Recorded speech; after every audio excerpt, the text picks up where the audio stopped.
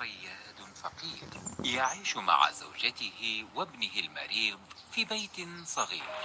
كان الصياد يخرج كل صباح متجها إلى البحر، يجلس لساعات ليصطاد سمكة يعود بها إلى منزله فيطعم بها زوجته وابنه. وإن رزق بأكثر من سمكة كان يبيع بعضها ويتصرف بمالها. في يوم من الأيام خرج الصياد مع تباشير الصباح وقصد البحر ليصيد ما يتيسر له من الأسماك. رمى بسنارته إلى البحر وجلس منتظرا، وبينما هو ينتظر أخذ يتأمل السماء والأشجار والطيور. بعد برهة شاهد حمامة عائدة إلى عشها وفي فمها بعض الديدان. نظر الصياد جيدا فإذا